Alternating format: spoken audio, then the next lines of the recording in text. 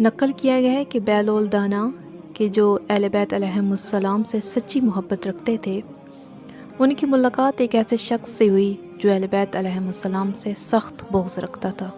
اب جب بہلول نے اسے دیکھا، اس کے عقائد کو جان لیا، تو بہلول نے ایک عجیب کام کرنا شروع کر دیا۔ بہلول نے دیکھا کہ جہاں وہ شخص بیٹھا ہے اس کے قریب ایک گڑھا کھودا، اور گڑھا کھودنے کے بعد ایک برتن لیا، دریا پہ جاتے، برتن میں پانی بھرتے اور اس پانی کو آ کے اس گھڑے کے اندر ڈال دیتے۔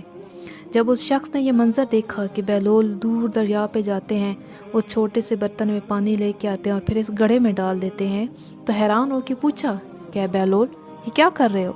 تو بہلول نے کہا، میں اس سارے دریا کو اس گھڑے کے اندر سمو دینا چاہتا ہوں۔ تو وہ شخص تھوڑا غصے میں آیا اور غصے میں آ کہتا ہے، بہلول اے پاگل، کیا تو نہیں جانتا کہ وہ دریا اس گھڑے میں نہیں آ سکتا؟ تو بہلول نے پوچھا، کیوں نہیں آ سکتا؟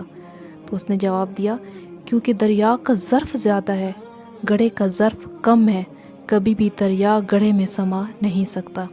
اب جب بہلول نے اس کا جواب سنا تو بہلول نے بھی اسے جواب دیا۔ بہلول فرماتے ہیں، اے شخص، تو یہ یقین رکھتا ہے، یہ تو مانتا ہے نا کہ دریا کا ظرف زیادہ ہے، گھڑے کا ظرف کم ہے، اس لیے پورے دریا کا پانی اس گھڑے میں نہیں سما سکتا۔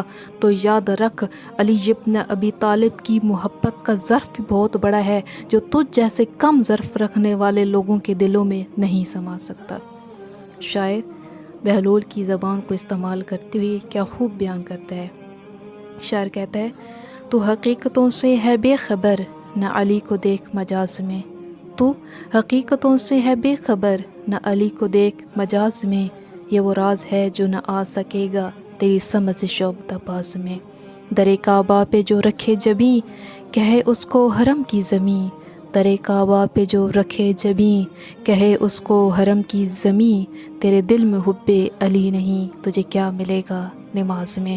یعنی وہ انسان جو محمد مصطفیٰ صلی اللہ علیہ وآلہ وسلم کی محبت کی خاطر ان کے اہل بیت سے محبت نہیں رکھ پاتا، تو وہ کون سی نمازیں ادا کر رہا ہے؟